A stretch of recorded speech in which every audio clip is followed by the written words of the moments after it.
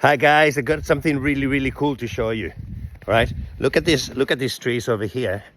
They're full of snow, right? Millions and millions of little snowflakes are falling on these trees, and they put a lot of weight on the trees, and this still has to happen for a few months. And something very interesting has happened today. About 5 times the power has been cut off, and the reason for this is because some of these trees, because of the weight, they crack and they fall down on top of the power lines. But some very interesting thing happens here too. If you have a look at these trees over there, can you see those trees that are bending over with the weight? They're not cracking. They're not cracking. So all the trees receive exactly the same amount of snowflakes or pressure, million bits of pressure, and yet not all the trees are breaking. In fact, the majority of trees do not break.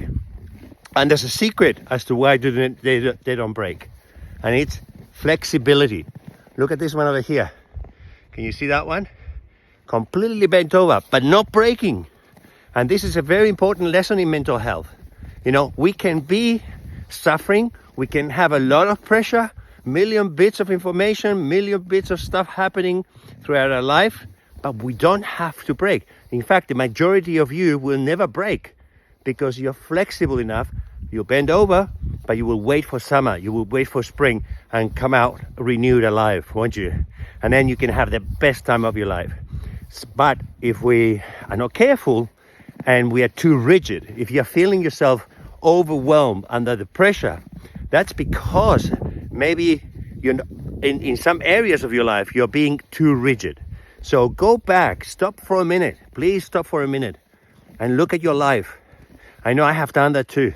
I have been too rigid in some areas, and in order to get well, in order to be able to put up with the pressure and not turn it into stress and not turn it into burnout, I've had to stop. I have to reconsider and say, what areas of my life am I being too rigid? How do I know if I'm being too rigid? If you have sayings like, you probably have heard this one, yeah, I know I should exercise, but I don't like it. See, I don't like it is a big one of rigidity. Or I know I shouldn't touch chocolate, but I just love chocolate. That's also rigidity.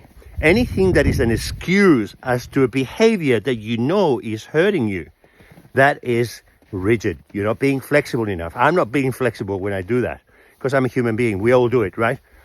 So please reconsider that. Burnout is optional.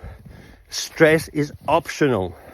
If we stop and reconsider areas of our life where we are being too rigid by either accepting beliefs, by being too nice to ourselves, by having this idea that everybody should bend over to our will or do things not to offend us, or any of that kind of crap, because that's all it is. It's crap. It can hurt you. So please don't do that. And I hope you have enjoyed this video, but please receive my love from Finland. I'm in Finland here. It's cold, but I thought I'd have to share this because it's an important lesson on what causes stress and burnout and how to avoid it. All right? So see you later. Love you all.